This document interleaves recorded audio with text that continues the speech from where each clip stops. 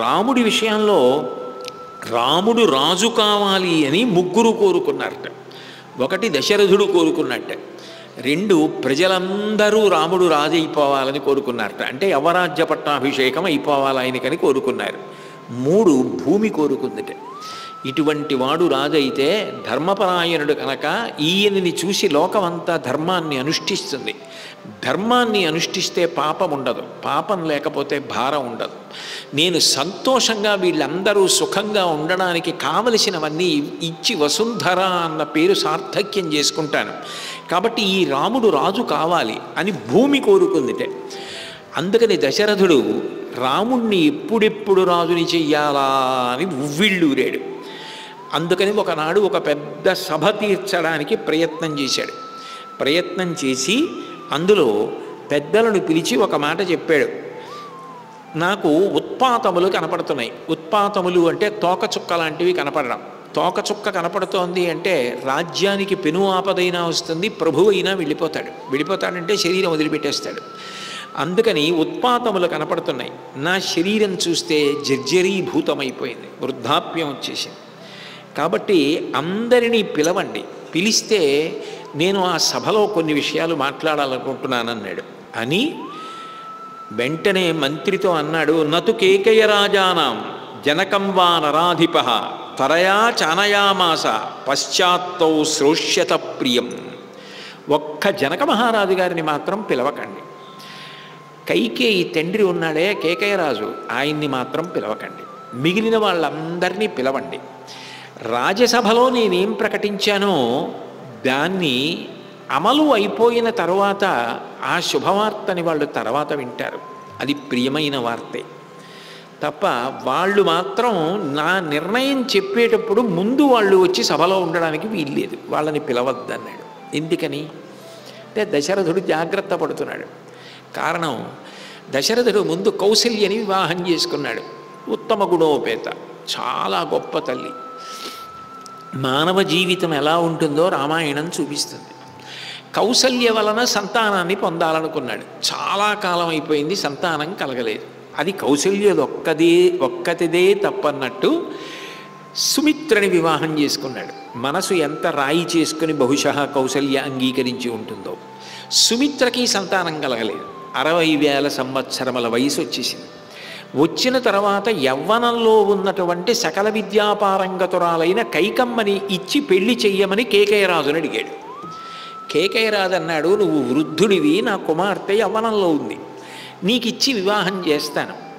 కానీ యవ్వనంలో ఉన్న పిల్లని వృద్ధుడివి నీకిచ్చి వివాహం చేస్తున్నాను కదా, ఒకవేళ నా కుమార్తె వలన సంతానమును పొందాలని కదా నీ కోరిక, నా కుమార్తెకి కుమారుడు కలిగితే అతనికి పట్టాభిషేకం చేయాలి. అట్లా నువ్వు అంగీకరిస్తే నా కుమార్తెకు కలిగిన కొడుక్కి పట్టాభిషేకం చేస్తానని నువ్వు మాట ఇస్తే నా కుమార్తెని నీకు ఇచ్చి వివాహం చేస్తానన్నాడు.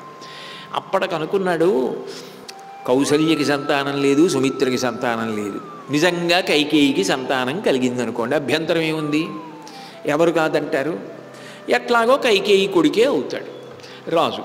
కాబట్టి ఇప్పుడు నేను అంగీకరించడానికి పెద్ద కష్టం ఏమిటి, కైకేయిని వివాహం చేసుకోవచ్చు కదా అని అంగీకరించాడు. అంగీకరించిన వాడు తర్వాత అశ్వమేధయాగం చేస్తానన్నాడు. ఎందుకని కైకేయికి కూడా సంతానం కలగలేదు.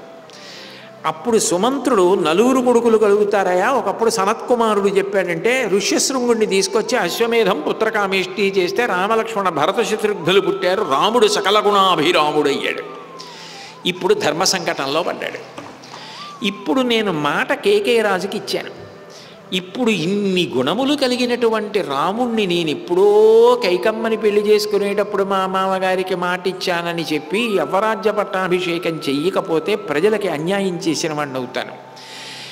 ఏ దుర్గుణం ఉందని రాముడికి రాజ్యం ఇవ్వలేదని ఎవరైనా అడిగితే నేనేం చెప్పాలి, ఎప్పుడో కైకమ్మ వాళ్ళ నాన్నగారికి మాట ఇచ్చాను అందుకని ఇప్పుడు రాముడికి రాజ్యం ఇవ్వనన్నా ప్రజలు ఒప్పుకుంటారా? నాకు అపకీర్తి వస్తుంది. పైగా ఇప్పుడు పుత్ర వ్యామోహం ఏర్పడింది. రామో రతికర ప్రీతిహు. ఆ రాముడి గుణములు చూసి బాగా రాముడంటే అనురక్తి పెంచేసుకున్నాడు. ఇప్పుడు రాముడికి రాజ్యం ఇవ్వాలని కోరిక.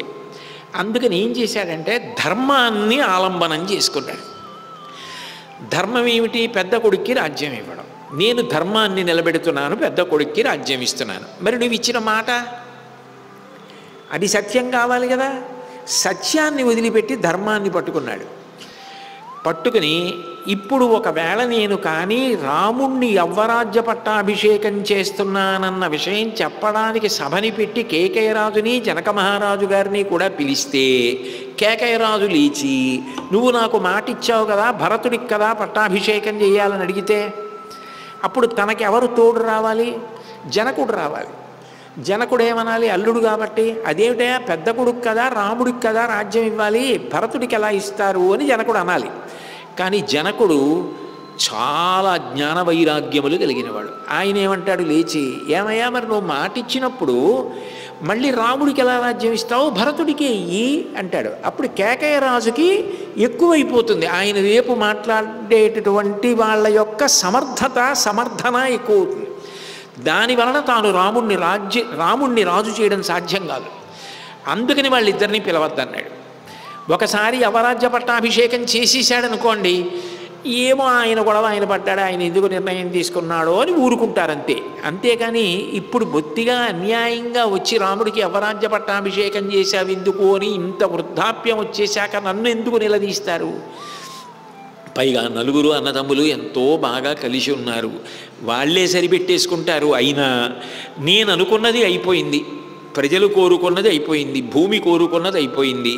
అయిపోయిన తర్వాత ఇక మిగిలిన వాళ్ళు ఏం వేళ్ళు విరుచుకున్నా నేనేం పెద్ద తప్పు చేయలేదని మనసు సరిపెట్టేసుకున్నాడు.